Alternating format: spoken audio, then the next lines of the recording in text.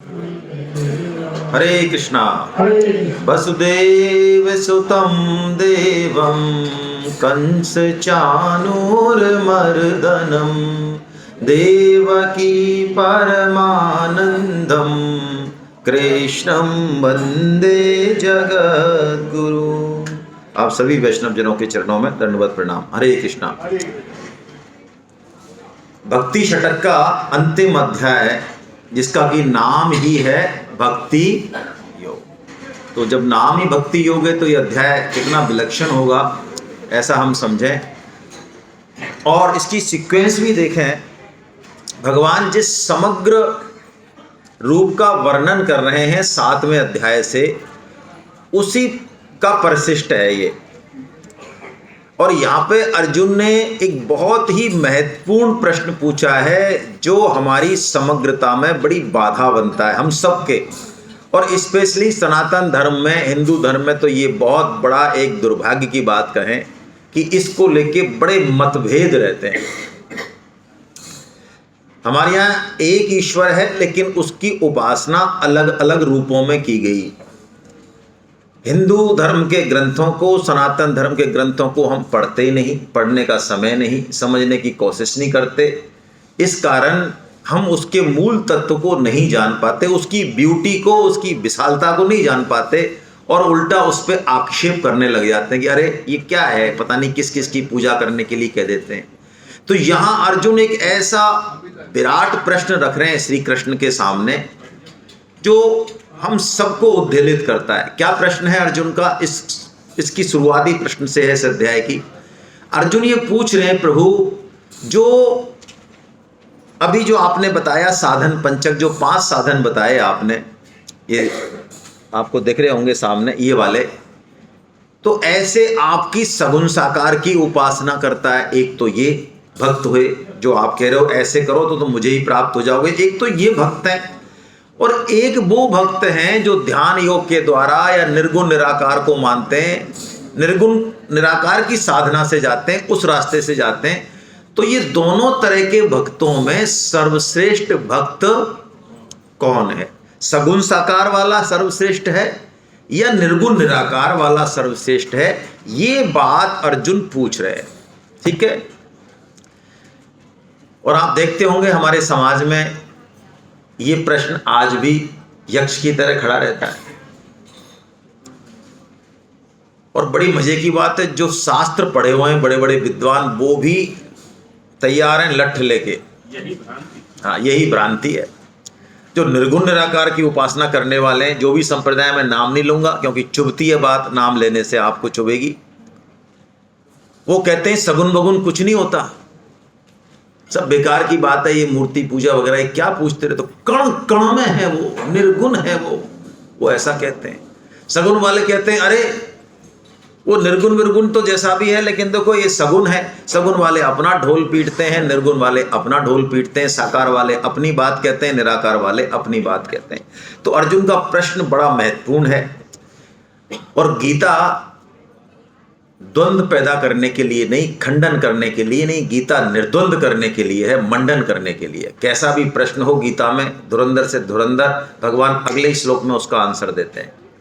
इस कठिन प्रश्न का उत्तर भी भगवान श्री कृष्ण अगले श्लोक में दे देंगे। हाँ, उसको एक्सप्लेन बहुत लंबा करेंगे, ये बात है। उसको एक्सप्लेन इतना लंबा करेंगे कि पूरा तो 12वां अध्याय कहेंगे इसी प्रश्न के उत्तर में, पूरा 13वां अध्याय कहेंगे इसी प्रश्न के उत्तर में बिना पूछे ही, और 14वें अध्याय के भी 20 श्लोक बोलेंगे, यानी टोटल 73 श्लोक कंटिन्यूअस बोलेंगे भगवान। इसका मतलब ये इस गीता का सबसे इंपॉर्टेंट प्रश्न है। और इस प्रश्न कितना कठिन है इसको ऐसा समझ लें उदाहरण के तौर पे कि किसी माँ के यदि 2 बेटे हैं, एक छोटा है और एक, तो कोई उससे पूछे मां से कि तुम्हें इन दोनों में सबसे अधिक प्रिय है, तो क्या जवाब दे? मां उलझ गई ना। लेकिन जवाब फिर भी देते हैं भगवान, है ना। आइए भगवान का जवाब ही पढ़ते हैं। पहले नीचे वाला श्लोक पढ़ते हैं। भगवान जवाब दे रहे हैं, प्रश्न तो हो गया, रिपीट नहीं कर रहे हम। मय्यावेश्य मनो ये माम नित्यं युक्ता उपासते श्रद्धया परयोपेतास ते में युक्त तममता मय्यावेश मनोयमाम। ओहो, भगवान ने मैया सक्त शुरू किया, यहां भी भगवान मैयावेश लिया है। जिनका मन मुझ में लगा हुआ है, जो श्रद्धा भाव से मेरे सगुण साकार रूप की उपासना करते हैं, वो मेरे मत में सर्वश्रेष्ठ। भगवान ने कोई घुमा के तो नहीं कही, बात स्पष्ट है ना भाई। आप निर्गुण के खेमे में हो तो विरोध मत करना, गीता की बात को पूरा सुनना चाहिए। गीता किसी के विरोध में नहीं है, गीता सबके सपोर्ट में है। लेकिन भगवान की बात बहुत स्पष्ट है। भगवान ने क्या कह दिया? सगुण साकार वाले भक्त मेरे मत में सर्वश्रेष्ठ हैं। ऐसा बोलते ही भगवान ने फिर 3 और 4 नंबर के श्लोक बोले तुरंत। और उसमें भगवान ने यह कहा कि जो निर्गुण निराकार की साधना करते हैं, वो कोई नीचे हो, वो कहीं और पहुंचते हो, उनको कुछ और मिलता हो, ऐसा नहीं है। वो भी मुझे ही प्राप्त होते हैं। तो अब प्रश्न आता है, तो फिर आपने सर्वश्रेष्ठ क्यों कहा? दोनों ही बात कर गए आप। पहले तो सगुण को सर्वश्रेष्ठ बता दिया, फिर तुरंत ही निर्गुण को बता दिया कि वो भी मुझे ही प्राप्त होते हैं। तो फिर आपने ये कंफ्यूज क्यों कर रहे हो हमको? आप ठीक ठीक बात बताओ। तो इस बात का उत्तर भगवान के पास नहीं है, हमारे पास है। मतलब हमको देख के भगवान ने उत्तर दिया, ऐसा माने आप। जैसा कि मैं आपसे कहूं, सर से कहूं, जज साहब से कहूं, सर 3 साधन है। एक तो बाई रोड है, एक बाई ट्रेन है, एक बाई एयर है, प्लेन है। कौन सा साधन सबसे बढ़िया है सर? प्लीज आप बताओ। समय आप बताएं सर। ये अब इसका मतलब है कि हमें घर जाना है, यहां से सेमिनार के बाद जाएंगे ना, तो किससे जाएंगे? भाई एयर। कई लोग हैं तो कहते हैं हम तो एयर में सफर करते हैं भाई सुबह शाम, तो घर किससे जाना है? तो बाई रोड ही जाना है। तो भगवान ने हमारे लिए सगुण साकार को सर्वश्रेष्ठ कहा। क्यों? क्योंकि हम रजोगुणी हैं, हम में आसक्ति कूट कूट के भरी हुई है, हम त्याग तपस्या संयम में थोड़े कमजोर हैं, हमारा मन और चित्त इतना शुद्ध नहीं है कि निर्गुण निराकार के तत्व को पकड़ ले। जैसा कि सूरदास जी कह रहे हैं कि वो तत्व इतना विलक्षण है कि वो शब्दों में नहीं आता, उसका कोई रूप नहीं है, उसका कोई आकार नहीं है। रूप रेख गुण जाति जुगत बिन निरालंब मन चक्रत दाव है। कहां टिकाओगे मन को? लेकिन सगुण में क्या होता है? सगुण में एक रूप मिल जाता है, एक आकार मिल जाता है, एक पैथी मिल जाती है, एक सेवा पूजा की पद्धति मिल जाती है। तो उससे क्या होता है? हमारा चंचल मन धीरे धीरे धीरे धीरे उसमें स्थिर हो जाता है। इसलिए हमारे लिए सगुण साकार की साधना बहुत सही है, सर्वश्रेष्ठ है। ये मतलब नहीं है कि निर्गुण निराकार कोई कम पड़ता हो, नहीं, लेकिन वो लोहे के चने चबाना है। निर्गुण निराकार की साधना को हमारे जैसे लोगों के लिए संत ज्ञानेश्वर जी महाराज, जिन्होंने ज्ञानेश्वरी लिखी है मराठा में, बहुत अच्छे संत हैं, उन्होंने कुछ उदाहरण दिए तो आपको समझ में आना चाहिए। जो निर्गुण निराकार की वकालत बहुत करते हैं, चर्चा बहुत करते हैं, ज्ञान चर्चा वेद उपनिषद की, लेकिन उनका आप बुद्धि का स्तर, उनका रहन सहन और वो देख लो तो पता लग जाएगा कि क्या स्तर है। बात ब्रह्म ज्ञान की और बेटा चला गया तो उनसे ज्यादा पछाड़ खाने वाला कोई नहीं मिलेगा। ब्रह्मज्ञानी तो किसी से दुखी नहीं होता भाई। तो उन्होंने कहा निर्गुण निराकार की साधना ऐसी है जैसे कोई पोपले मुख वाला लोहे के चने को चबा सकते हैं तो कर सकते हैं। जैसे कोई आकाश को पैदल पार करना चाहे चल के, भाई एयर भी नहीं, कैसे करना चाहे? कोई समुद्र को तैर के पार करना चाहे, ऐसी बताई निर्गुण निराकार की। क्यों? क्योंकि हमारे अंदर रजोगुण राग बहुत है, हम चीजों को पकड़ लेते हैं, हम सुख आसक्ति में डूब जाते हैं, हमारे कारण ऐसा है। यदि हम ऐसे नहीं हो, भगवान ने इसका कारण भी बताया। क्यों बताई मैंने सगुण साकार को सर्वश्रेष्ठ? भगवान ने बताया क्लेशोधिक तरस्तेषाम् अव्यक्तासक्त चेतसाम् अव्यक्त ताहि गतिर दुखम देह बद्भिरवाप्यते। क्लेश बहुत है अर्जुन इसमें। किसमें? अव्यक्त की साधना में, निर्गुण निराकार की साधना में। किसके लिए? देह बद्भिर। ओहो, देह बद्भी क्या है? देहाभिमानी। हम इस शरीर को अपना मानते कि नहीं मानते भाई? सच्ची सच्ची बात बताओ। कोई ऐसा ब्रह्मज्ञानी जो नहीं मानता हो कि भाई साहब आप कहोगे तो हम छोड़ के चले जाएंगे यहीं बल्ले और बिना शरीर के घर पहुंच जाएंगे हम। और शरीर को मान लो बुखार आ जाए, टांग टूट जाए, तो हमको कुछ फर्क पड़ता है कि नहीं पड़ता है? पड़ता है।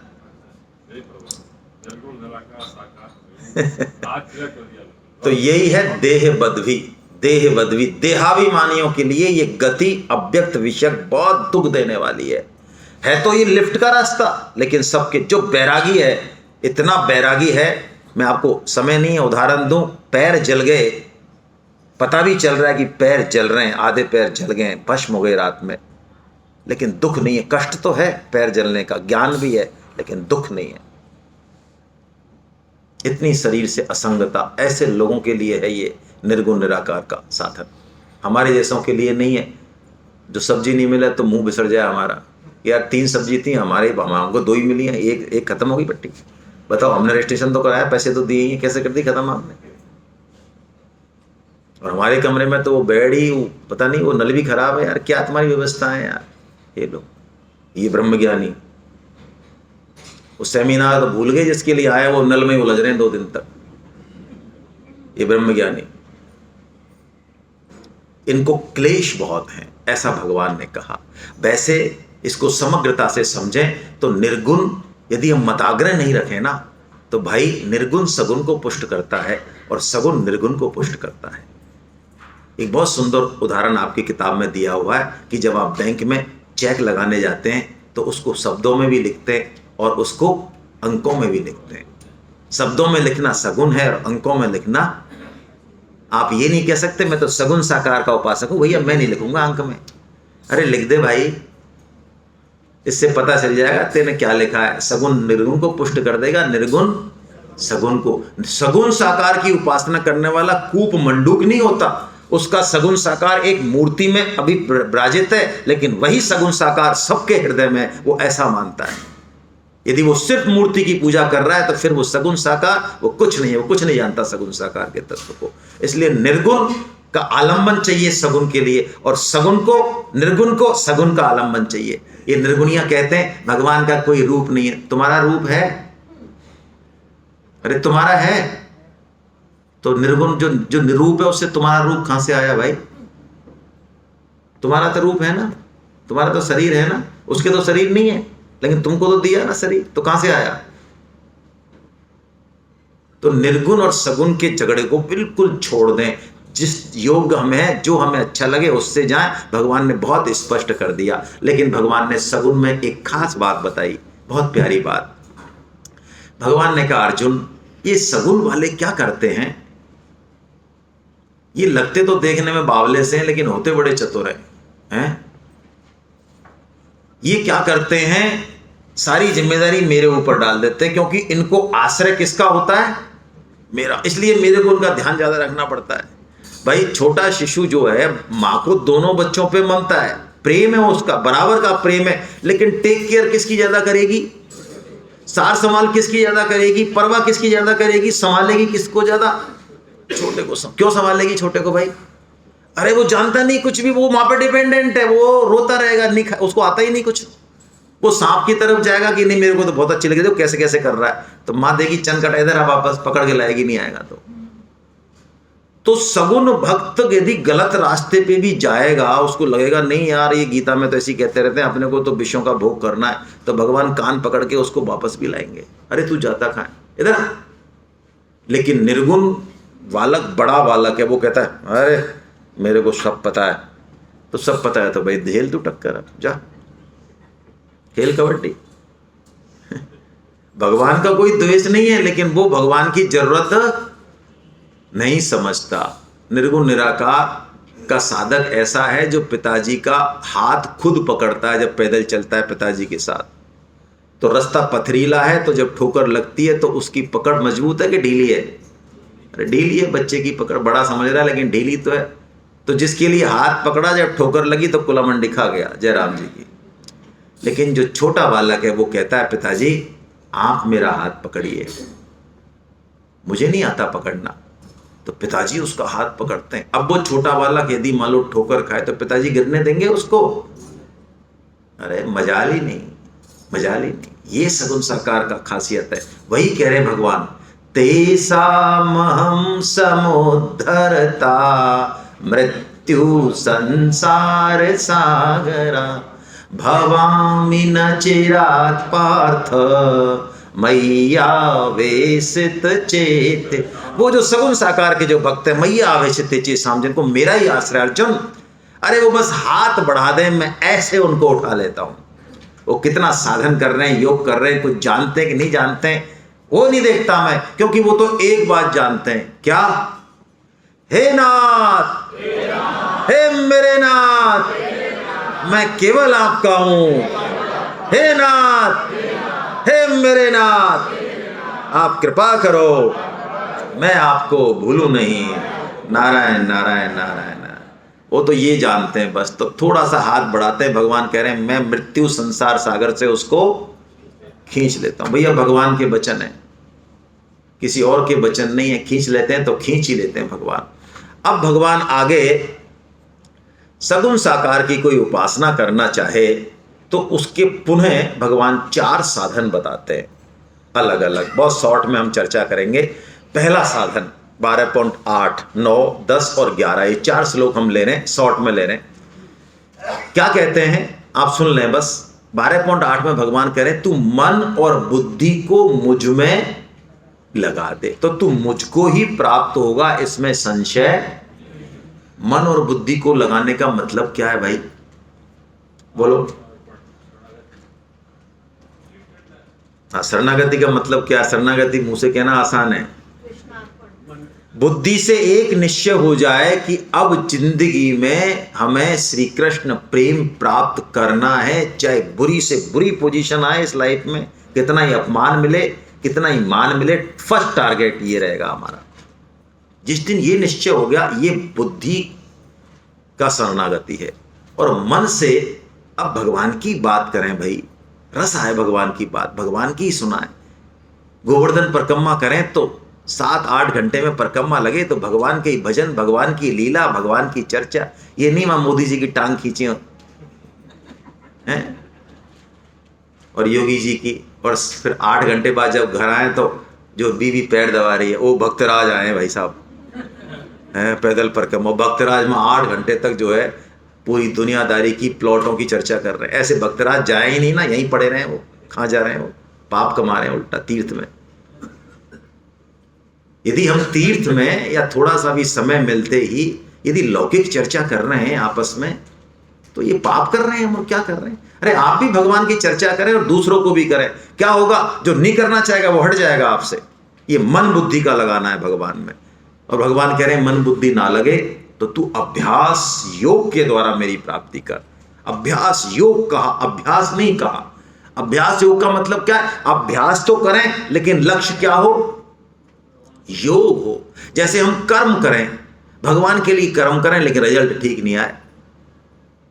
10 लोगों से संपर्क किया गीता प्रचार के लिए, 10 ने जो है भट्टी बजा के भेज दिया, नहीं मानी किसी ने, उल्टा हमको और सिखा दिया, अरे क्या गीता बीता है यार, तो बेटा नहीं, कुछ नहीं, कोई पैसे वैसे नहीं देते हम, कोई रजिस्ट्रेशन नहीं करते। तो जब हमको ऐसा विफलता मिले तब भी हमारा योग बना रहे, यानी समता बनी रहे। और जिस दिन सफलता मिले उस दिन भी हमारी समता बनी रहे। ये अभ्यास हो। ये नहीं सफलता मिली तो फूल गए, लुढ़क गए, ये नहीं, ये अभ्यास योग नहीं है। तीसरा, भगवान ने कहा सारे कर्म मेरे लिए कर, जो भी करता है तू मेरे लिए कर, ऐसा मान। और चौथी बात भगवान ने बताई कि तू मेरे लिए नहीं करे तो ऐसा कर, तू कर्म कर, कोई भी कर, जो कर रहा है तेरी इच्छा है, जो तू कर रहा है लौकिक शास्त्र विधि, फल की इच्छा मत कर, क्योंकि फल मेरे हाथ में, ऐसा भगवान ने कहा। और फिर भगवान ने इन 4 साधनों का इस श्लोक में कंपैरिजन किया, तुलना की। भगवान ने कहा अभ्यास से ज्ञान श्रेष्ठ है। देखिए, हम पीपल की परिक्रमा लगा रहे हैं, कोई भी और कर्मकांड कर रहे हैं, लेकिन हमें कुछ ज्ञान नहीं है उसके पीछे क्या मतलब क्या है। शादी में दूल्हा दुल्हन है, उनके पैर पूज रहे हैं, तो हम तो कह रहे हैं यार हम इतने बड़े अफसर हैं, बताओ ये बेरोजगार टाइप का आदमी है, पट्टे इसके पैर पूज रहे हैं यार, हम ये क्या परंपरा बना दी यार। अब पूछ तो आए, अभ्यास तो किया, कर्म कांड किया, लेकिन बैकअप पता नहीं है, पीछे कुछ फायदा नहीं है उसका बैकअप पता है कि क्यों पूछ रहे हैं। ये 25 साल का है, बेरोजगार है, लेकिन है कौन ही अभी। इस तो बैकअप पता हो तो मजा आएगा पूजने में, फिर वो कर्म बन जाएगा। तो भगवान ने कहा अभ्यास से क्या श्रेष्ठ है, ज्ञान श्रेष्ठ है। लेकिन ज्ञान ही ज्ञान हो, उसको अप्लाई करने की कति मन में नहीं है। ज्ञान भाषण तो बहुत तगड़े हैं, लेकिन आचरण नहीं है। पर उपदेश कुशल बहु तेरे, जे आचरहि ते नर ना घनेरे। तो भगवान कहते हैं ऐसा ज्ञान तो कतई पतन करेगा, इसके बजाय तो तू बिना ज्ञान का ही रह जा। ज्ञान से किसको श्रेष्ठ बताया, ध्यान। ध्यान मतलब उसका एप्लीकेशन, ज्ञान का जितना भी ज्ञान है वो प्रैक्टिकली उसका एप्लीकेशन हो। और भगवान ने कहा ध्यान से भी श्रेष्ठ है कर्म फल का त्याग। ये बड़ी अच्छी बात भगवान ने बताई। क्या मतलब है इसका? इसका मतलब ये भाई आज से हम निश्चय कर लें कि अब जो भी कर्म हमसे बनेगा अच्छे से अच्छा, अब उसके बदले में हमें कुछ चाहिए। आपकी बड़ाई हो, बहुत बड़ाई हो, आप अरे भाई साहब आप तो, भाई साहब आप तो अंदर से यदि उसको लपक लिया ना आपने बड़ाई को, तो अच्छा कर्म करते भी लुढ़कोगे। क्योंकि वो अच्छा कर्म करने का मौका, बुद्धि और सामर्थ्य दे कौन रहा है भाई? अरे आप ही मिले थे क्या, और नहीं थे कोई? अरे रामायण किससे लिखवाई भगवान ने? वाल्मीकि जी से। कौन थे पहले? हाँ, गला काटते थे, वो ही मिले, और नहीं था कोई दूसरा, ढंग का आदमी नहीं था कोई तो ऋषि मुनि रहस्य होंगे। आप देखो भगवान ने उन पे कृपा करी, उनसे वाल्मीकि से रामायण लिखाई। ऐसे ही भगवान हम पे कृपा कर रहे हैं, कुछ हमसे कुछ करा रहे हैं, और हम उसको खुद की क्रेडिट में ले लेंगे तो पटपरा साफ है। ये मतलब है कर्म फल त्याग का, कि अब जो भी कर्म होगा लेकिन उसमें हमें इच्छा कुछ भी नहीं करनी है, तो उससे हम सिद्धि को प्राप्त हो जाएंगे। इन चारों साधनों से हम सिद्धि को प्राप्त हो जाएंगे। और जो चारों साधनों से सिद्धि को प्राप्त हो जाए, वो सिद्ध भक्त जो हैं, उसके 39 लक्षण बता रहे हैं भगवान। ये दूसरों के चेक करने के लिए नहीं है, ये किस पे चेक करने के लिए? हमको लगे हमारे अध्यात्म में कुछ प्रगति हो रही है तो चेक करो। इन 39 लक्षणों में से कोई एक लक्षण आया क्या हम में? कोई एक आया क्या? एक की बात हो रही है। एक आ जाएगा, फिर 2 3 4 5 तो आते चले जाएंगे। तो एक लक्षण ले लेते हैं, चलो। क्या? पहला, अद्वेष्टा सर्वभूतानां। पहला लक्षण क्या बताया भगवान ने 39 में से? सब भूतों के प्रति वो कैसा है? अद्वेष्टा है, यानी द्वेष। अब आप कहो साहब हम तो इसलिए द्वेष करते हैं कि वो आदमी है ही निकम्मा, करें क्या, बताओ इसका? तो भगवान ने ऐसा कहा।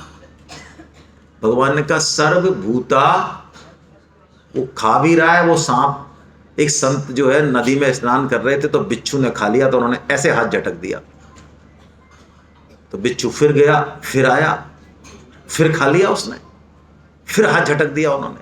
दर्द तो हो रहा है ना भाई। तीसरी बार आया तो शिष्य ने कहा अरे गुरुदेव तुम करके, अरे मसल दो ना इसको। तो गुरुदेव ने कहा कि बेटा, लोग मुझे संत कहते हैं, ये बिच्छू होके अपना स्वभाव नहीं छोड़ रहा है, मैं संत होके अपना स्वभाव छोड़ दूं?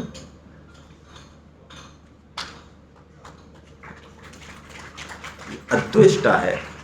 संत जानता है कि ये जो गाली दे रहा है ना, जैसे गौतम बुद्ध के आगे गाली दी किसी ने। एक आदमी था जो शिष्य जाते थे तो उनको कहता, अरे तुम मुष्टंडो, कुछ काम किया करो, देखो मैं कितना काम करता हूँ। मांगने आ जाते हो भीख, और तुम्हारा वो मठाधीश वहाँ बैठा है मठ में, तुमने पटपरा कर दिया देश का। तो वो सारे बुद्ध को कहते, महाराज एक आदमी बड़ा खतरनाक है, बहुत गाली देता है हमको। तो बुद्ध ने कहा ज़्यादा से परेशान हो के ज़्यादा कि हाँ के तो ले आओ पकड़ के मेरे पास। तो उन्होंने कहा चलो महाराज हमारे, अरे हम डरते हैं क्या, चलो। तो गया वो, और जाते ही जो है बुद्ध को देखते ही वो चालू हो गया। बुद्ध एकदम प्रसन्न मुद्रा में बैठे रहे। और जब आप प्रसन्न मुद्रा में रहते हो, सामने वाला गुस्सा नहीं होता, तो आपको गुस्सा ज्यादा, अरे तू तू मतलब तेरे कुछ, अब फिर और अब उसके थूक निकलने लग गया, गालियां खत्म हो गई, कहां तक देगा भाई, थूक निकल रहा है अब। तो बुद्ध ने कहा, आनंद जरा एक गिलास पानी दो इसको भाई, बेचारा अपनी बात तो पूरी करे, बात पूरी नहीं कर पा रहा है भाई, जो लेके आया सोच के आया वो तो पूरा कहे, उसके बाद कुछ बात करते। कितनी समता होगी बुद्ध की, उस समता के प्रभाव से चरणों में गिर गया वो। संत जानता है कि जो व्यक्ति मेरा बुरा भी कर रहा है वो अपने स्वभाव के वश में है भाई, है, बिच्छू का स्वभाव है, सांप का स्वभाव है, प्रतिकार तो करेगा वो लेकिन द्वेष नहीं करेगा। ये अद्वेष्टा, ये गुण बहुत तगड़ा है। ये धर्मराज युधिष्ठिर में ये गुण था। जब युद्ध के नगाड़े बज रहे थे उस समय भी धर्मराज युधिष्ठिर ये कहते हैं, द्रौपदी की इज्जत जा चुकी है, सब काम हो चुके हैं उठपटांग, फिर भी धर्मराज ये कहते हैं उस समय युद्ध से पहले कि अभी भी यदि दुर्योधन आ जाए और मेरे से कह दे भैया क्यों युद्ध में फालतू, अब आप 12 साल वन में रह ली, आपको तो प्रैक्टिस हो चुकी है, फिर चले जाओ दोबारा, जरा हमें दे दो ये। तो युधिष्ठिर कहते हैं मैं दे दूंगा उसको। ये भक्तों के लक्षण। अब जो बात हमने कल करी, इस अध्याय की सबसे टॉप बात, अच्छी बात हमारे लिए, ये तो सिद्धों की बात हो गई, 39 लक्षण है, आप पढ़ लेना, कल हमने कुछ पढ़े भी थे, एक श्लोक पढ़ा भी था। लेकिन भगवान ये 39 लक्षण जिनमें हैं, आप देखेंगे 13 से 19 तक, उन सब सिद्ध भक्तों को भगवान प्रिय कहते हैं, प्रिय हैं। यो मद भक्त समय प्रिय, भक्ति मान में प्रियो नरा, ऐसा कहते हैं भगवान, मेरा प्रिय है, मेरा प्रिय है, मेरा प्रिय है। लेकिन जब साधक भक्तों की बात आती है जिनमें एक भी लक्षण नहीं है अभी, उनको भगवान कहते हैं ते अतीब में प्रिया। लास्ट में देखिए, वो मेरे अति प्रिय हैं। हम तो मर लिए गिर लिए, हम तो प्रिय हैं, और ये चल रहे हैं अभी तो एक दो कदम चल ही रहे, ये अति प्रिय हैं, ये क्या है? तो ये क्या बात है भाई, ये समझने की बात है। क्योंकि हम तो सिद्ध, तो छोड़ो सिद्ध विद्ध की बात है, तो हम तो साधक भी यदि ठीक से हो जाए तो ही बड़ी बात है। सही बात है ना, हम साधक भी हो जाए ठीक से तो ही बहुत बड़ी बात है। लेकिन ये पोल बता दी भगवान ने कि साधक भक्त भगवान को अति प्रिय हैं। वाह, लेकिन क्या क्वालिटी होनी चाहिए वो देखते हैं हम। ये तु धर्म्यामृत मिदम यथोक्तम पर्युपासते